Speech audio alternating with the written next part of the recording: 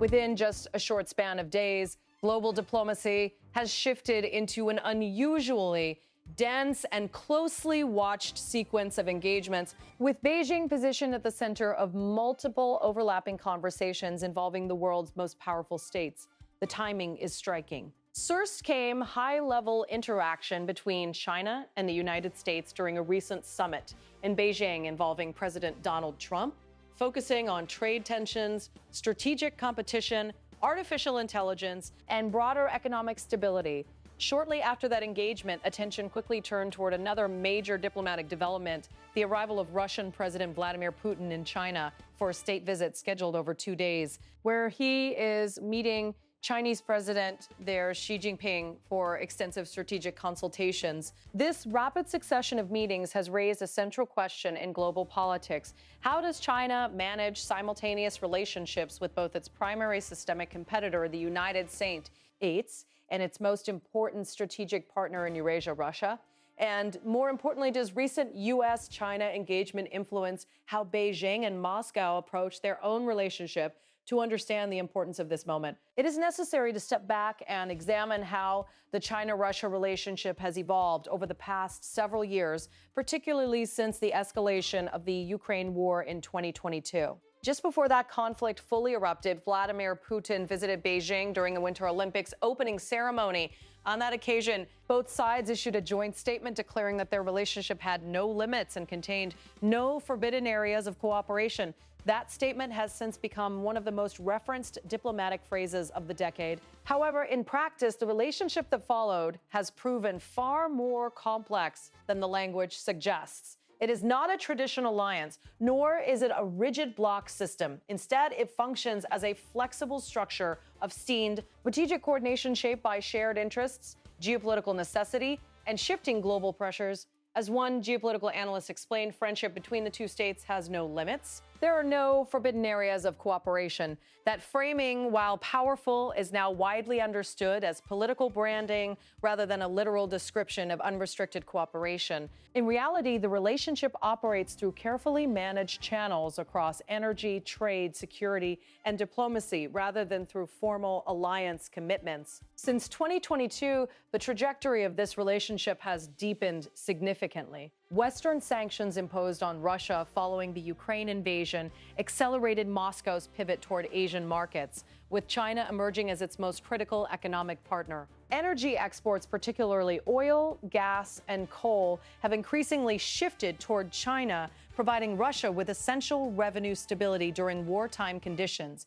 In return, China has benefited from its counted energy supplies and expanded its strategic influence across Eurasia. However, this cooperation is structurally asymmetric. Russia has become increasingly dependent on Chinese markets, technology access, and financial channels, while China retains a far more diversified global economic network. This imbalance is one of the defining features of the modern dragon bear relationship, a term used by analysts to describe the strategic coordination between the two states. The dragon bear concept reflects a broader reality. China and Russia are not bound by ideology, but by overlapping strategic interests. The dragon represents China's economic scale and global reach, while the bear symbolizes Russia's military weight and geopolitical disruption capacity. Together, they do not form a traditional alliance, but rather a coordinated system operating across multiple domains. The same analytical framework suggests that the relationship functions as a form of realpolitik alignment. Both sides share a common interest in challenging what they perceive as long-standing Western dominance in global affairs, particularly the strategic influence of the United States. This shared perception has become one of the key drivers of their coordination. In this context, energy policy has become inseparable from security policy. Industrial strategy, technological development, and trade flows are all increasingly viewed through a geopolitical lens. For both Moscow and Beijing, economic systems are no longer neutral instruments, but extensions of strategic power. Another major pillar of this relationship is political stability. Both leaderships prioritize long-term governance continuity, and this creates an incentive structure where mutual support becomes strategically useful. It is not about shared political systems, but about shared interests in maintaining internal stability while navigating external pressure. Against this backdrop, Putin's current visit to Beijing carries significant strategic weight. The discussions are expected to cover multiple global issues, including the ongoing war in Ukraine, the geopolitical situation in the Middle East, energy coordination, and long-term economic cooperation. Ukraine remains the most sensitive issue. China has consistently positioned itself as a non-combatant in the conflict, calling for dialogue and political settlement. However, it has also made clear through diplomatic behavior that it does not support a Russian defeat, viewing such an outcome as destabilizing to the broader global balance. At the same time, China has avoided direct military involvement, instead focusing on economic engagement and indirect support mechanisms. This creates a carefully calibrated position, sufficient support to maintain Russia's stability, but not enough to trigger direct escalation with Western powers. One of the most important strategic observations emerging from recent analysis is that China views Russia not as an equal power, but as a strategically valuable yet secondary partner in the global hierarchy. This makes the relationship inherently asymmetric, with China occupying the dominant economic position. At the same time, Russia still plays a crucial role as a geopolitical variable in the broader U.S.-China rivalry. Even as Washington and Beijing engage in their own structured competition, Russia remains an important factor, influencing strategic calculations across multiple regions. This becomes even more relevant in light of recent U.S.-China engagement.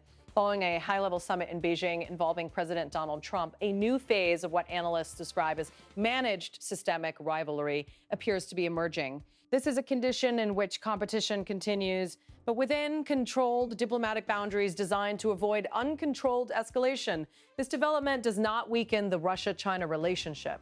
Instead, it reinforces China's position as a central global balancing power capable of engaging multiple rival blocs simultaneously. However, it also introduces subtle recalibration in Moscow's strategic thinking as Russia navigates a global environment where China and the United States remain the two dominant systemic actors. Energy remains one of the strongest binding forces between China and Russia. Since 2022, China has significantly increased imports of Russian fossil fuels, making it one of the largest buyers of Russian energy exports. This trade has stabilized Russia's wartime economy while strengthening China's energy security during periods of global uncertainty. However, even within this cooperation, tensions exist.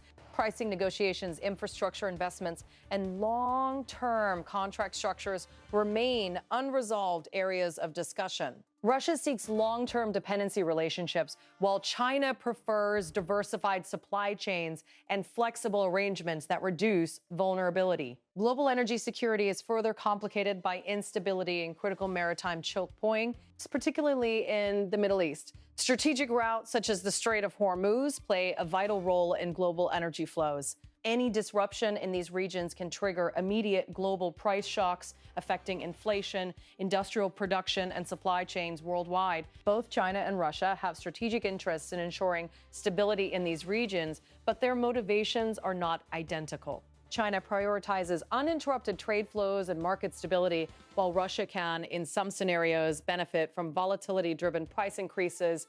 This creates subtle divergence within their broader alignment. Iran is another central element in this geopolitical equation. Both Beijing and Moscow maintain strategic ties with Tehran and view Iran as a key regional actor in balancing Western influence in the Middle East. Discussions around maritime security, sanctions, and regional stability are therefore expected to feature prominently in broader coordination. One of the emerging concerns and global geopolitics is the increasing interconnectedness of crises. Economic disruptions, energy instability, regional conflicts, and supply chain shocks are no longer isolated events. Instead, they are becoming part of a larger system of cascading global risks that amplify one another. Within this environment, China and Russia are attempting to coordinate responses not only to immediate geopolitical tensions, but also to long-term structural shifts in global order. This includes discussions on alternative trade corridors, technological development, artificial intelligence, quantum technologies, and industrial restructuring aimed at reducing dependency on Western systems. Despite this deepening coordination, the relationship remains fundamentally pragmatic. As a widely accepted principle in international relations suggests, there are no permanent friends or permanent enemies, only permanent interests. This principle increasingly defines how both Beijing and Moscow engage with each other and with the wider world. Looking ahead, the durability of this partnership will depend on multiple factors, including economic pressures, external diplomatic strategies, and internal political priorities. Potential areas of strain include Central Asian influence competition, energy pricing disagreements, and long-term structural imbalance in economic dependence. At the same time, external actors, particularly the United States, continue to explore opportunities for selective engagement with Russia, which could gradually reshape geopolitical alignments if sustained over time. However, such shifts remain uncertain and heavily dependent on broader global stability. Some analysts suggest that under conditions of global economic slowdown or intensified geopolitical pressure, there may eventually be openings for broader diplomatic frameworks involving Russia, Ukraine, and Western powers. Others argue that the current structure of managed rivalry between global powers is likely to persist for the foreseeable future. What remains clear is that the Xi-Putin meeting in Beijing is not an isolated diplomatic exchange. It is part of a broader transformation in the global system where power is increasingly distributed across multiple centers and where alliances are flexible, adaptive, and driven primarily by strategic necessity. In this evolving environment, the China-Russia relationship is neither fixed nor temporary. It is a dynamic alignment shaped by changing global pressures, economic interdependence, and shared strategic calculations. And as the world watches this meeting unfold, the real significance lies not only in what is said behind closed doors, but in how it reflects the broader direction of global geopolitics in an increasingly multipolar and unstable world.